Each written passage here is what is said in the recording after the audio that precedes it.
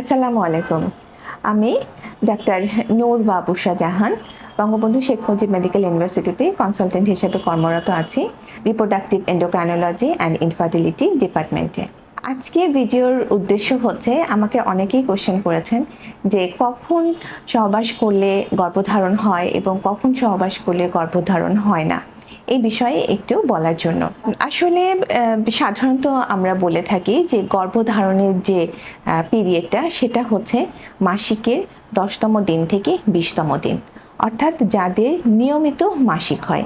নিয়মিত মাসিক বলতে আমরা বুঝাই যে 21 দিন থেকে 35 দিন এই সাইকেলের মধ্যে যাদের মাসিকটা হচ্ছে, তো তাদের হচ্ছে যখন যে মাসিকের যেদিন মাসিক হয় সেদিন কিন্তু আমরা মাসিকের প্রথম দিন হিসাব করি এবং সেদিন থেকেই কিন্তু কাউন্ট করতে হয়। তো সেই হিসাবে কাউন্ট করলে মাসিকের 10তম দিন থেকে 20তম দিন এই সময় মেয়েদের যে ডিম্বাশয় আছে সেই ডিম্বাশয় থেকে ডিমটা ফোটে এবং 90 থেকে 95% ক্ষেত্রেই কিন্তু এই সময় ওভুলেশনটা হয়, যার ফলে যদি এই সময় সহবাস করা হয় তখন কিন্তু গর্ভধারণের চান্সটা অনেক বেশি।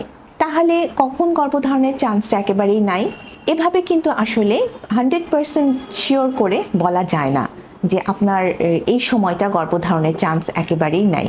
কারণ এই ডিম ফোটার টাইমটা আমি যেটা বললাম যে 10তম দিন থেকে 20তম দিন, তখন কিন্তু নাও হতে পারে, এদিক সেদিক কিন্তু হতে পারে, অর্থাৎ 10তম দিনের আগে কিংবা 20তম দিনের পরে, তখন কিন্তু একটু সমস্যা হয়ে যায়। তবে ওভারঅল যেটা আমি বললাম যে 95% ক্ষেত্রে এরকম হয়, সেটা আপনাদেরকে বুঝে নিতে হবে। আর সাধারণত যে মাসিকের গর্ভধারণ করতে চাচ্ছেন, যে অর্থাৎ যারা বন্ধ্যাত্ব সমস্যায় ভুগছেন, তাদেরকে আমরা সাধারণত বলি যে মাসিক শেষ হয়ে যাবার পরপরই অন্তত একদিন অন্তর অন্তর সহবাস করবেন। আর বেশি খেয়াল রাখবেন যে মাসিকের 10তম দিন থেকে 20তম দিন। আর যারা গর্ভধারণ করতে চাচ্ছেন না, তাদের ক্ষেত্রে সবচেয়ে বেশি সেফ হচ্ছে যে স্বল্প মাত্রার জন্ম নিয়ন্ত্রণ বড়ি ইউজ করা।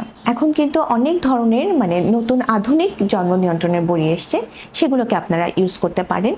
এছাড়াও কন্ডোম ইউজ করতে পারেন, সেটাও কিন্তু যদিও কন্ডোমটা আমরা 100% ক্ষেত্রে সিওরিটি দিই না, তারপরেও এটা কিন্তু